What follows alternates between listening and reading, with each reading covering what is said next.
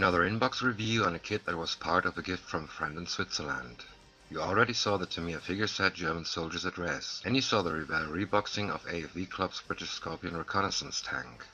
Now we have something that's really way beyond my usual subject. It's the M2 Bradley by Tamiya with full interior. The front illustration shows what we can expect of this kit. On one side we have cutaway paintings of both sides showing us the interior.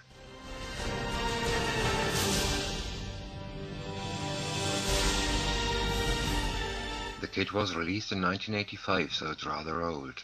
Well, at least from most modelers' point of view.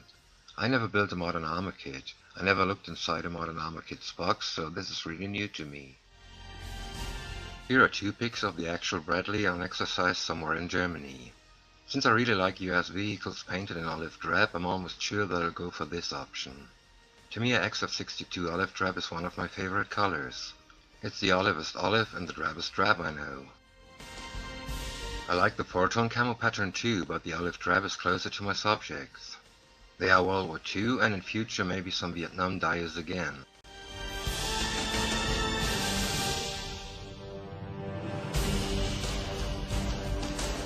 After opening the box I was quite surprised by the number of sprues.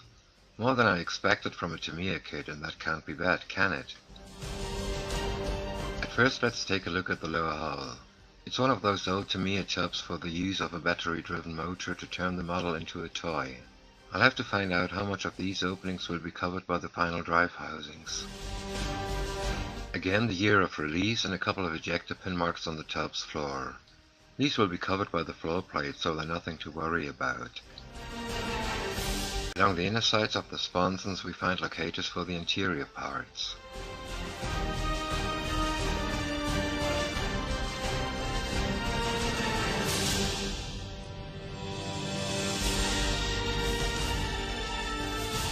The swing arms are molded on, so this tank must be positioned on a flat and even spot on a die to make it look realistic.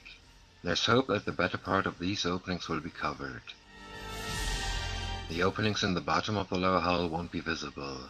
The lack of detail doesn't matter because nobody will ever see this again after the Bradley is built and placed on a dio.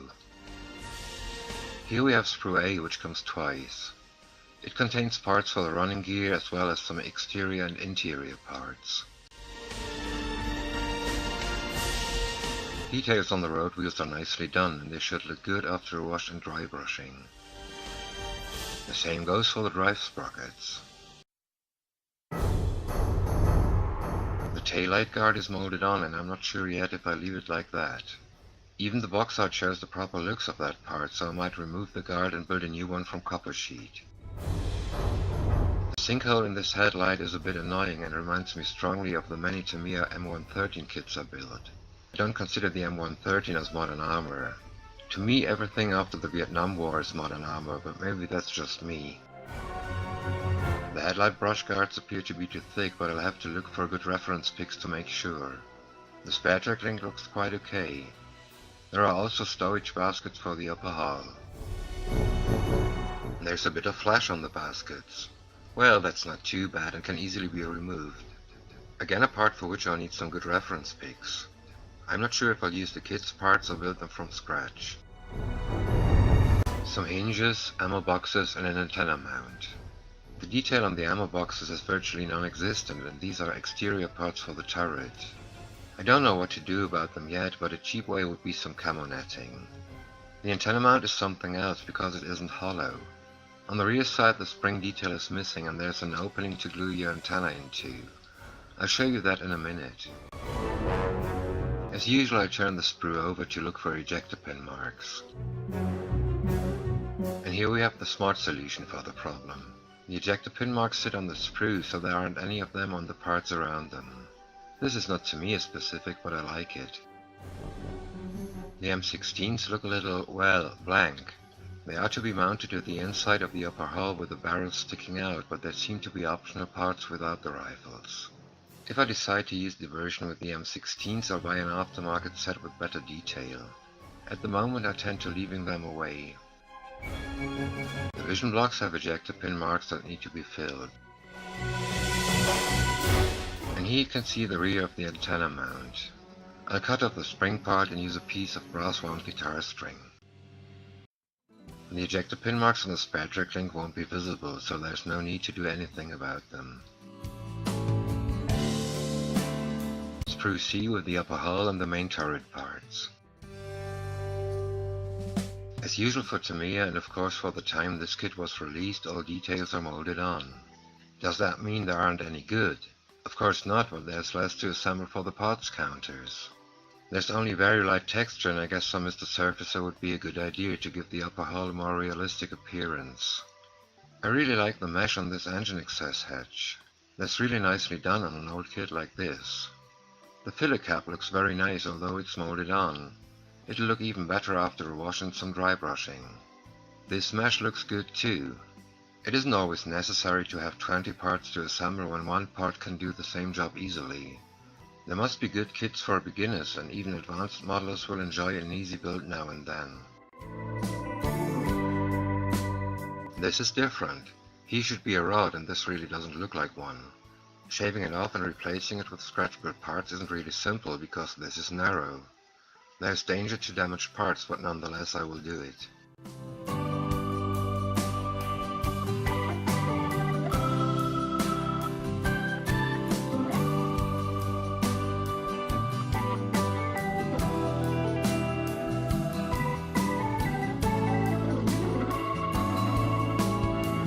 Sprue B is the largest sprue, and it contains most exterior parts.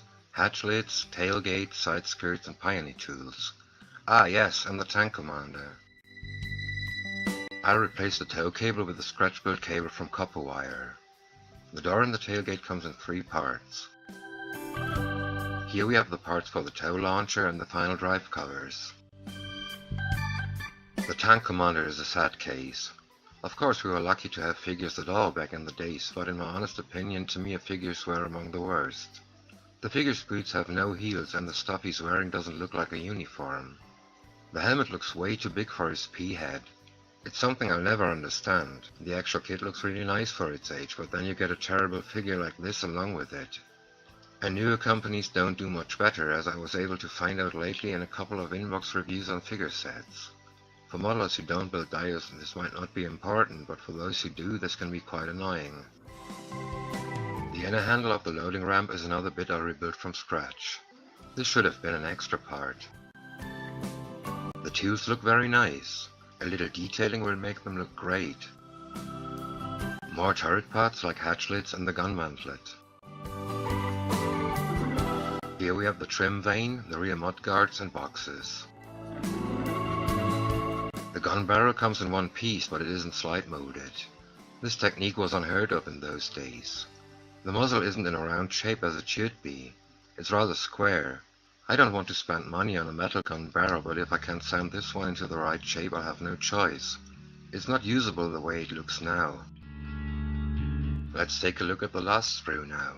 It's sprue D and it comes in light grey instead of sand color.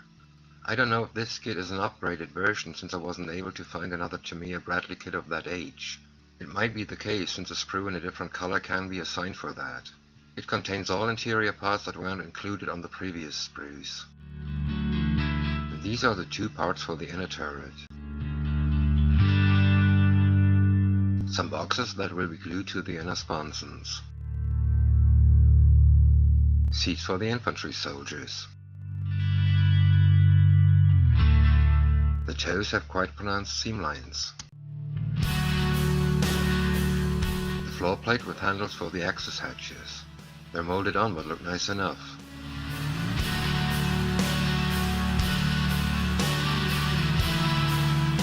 Parts for the driver's compartment, like the seat and the panel for the gear shift. Backrests and fire extinguisher. And the firewall. Like in the M113, the driver sits next to the engine. A loud and hot place to be. The backs of the rests are nicely detailed, but there are small ejector pin marks on all of them.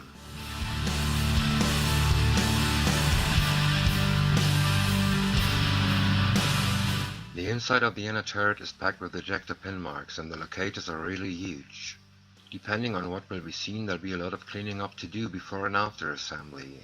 If the locators are fully visible through the open hatches, I remove them after the two parts are securely glued together. Packed in a little plastic bag are a piece of mesh, a small sheet with the two clear parts, and the poly caps. The mesh was a nice thing to have in the mid-1980s, but today it's obsolete. I'll use some copper mesh from Plasmodel to replace it.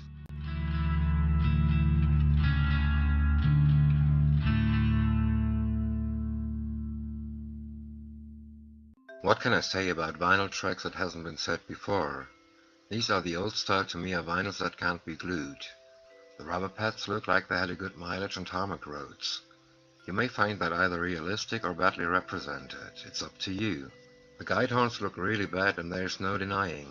A nice set of IndieLink tracks are the one extra I will buy for this kit. Looking at these rubber bands is making me mad.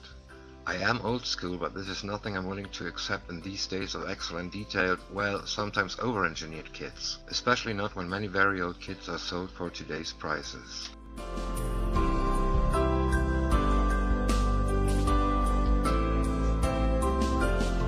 The decals really look like they were printed in 1985. The sheet is warped and I don't know if the decals can still be used. Actually, they don't look too bad and there are many decals. Stenciling, the dashboard or instrument panel, well, all the stuff you find on modern Armour. The decals are thick and have a lot of strongly visible carrier film around them. They should be cut out as closely as possible with a hobby knife. I only had issues with Tamiya decals once, but these look stubborn. I hope they can take some solvent and setter. Those on my T34 couldn't and disintegrated. In this case it would be more annoying since all the interior decals are important. I won't start working on this kit before the end of this year, so I might look for decent aftermarket decals. I'm sure there are many of them available.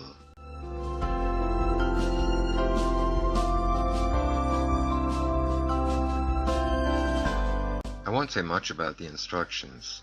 They are typical Tamiya and start with a brief history on the M2. There's no sprue map and that's something I don't like. On the other hand, they're easy to follow, not too busy, and they have these nice extra tips next to the steps. Okay, they start with the running gear, but all instructions do. If you built tanks before, you know you should paint the wheels separately and mount them at a later stage of the build. At least the instructions don't tell us to put on the tracks now. That happens just before mounting the side skirts and that's how it should be done. A strange surprise was that the instructions have no real painting and marking guide. Well, they tell you which colors you need, but not how to paint the 4-tone camo pattern. If you want to paint your Bradley in that pattern, you'll have to use your imagination. The good thing about it is that there was no standard pattern, so you're quite free to arrange the colors the way you like them best. All interior decals are mentioned in the instructions, but for the tactical markings you should refer to the box art.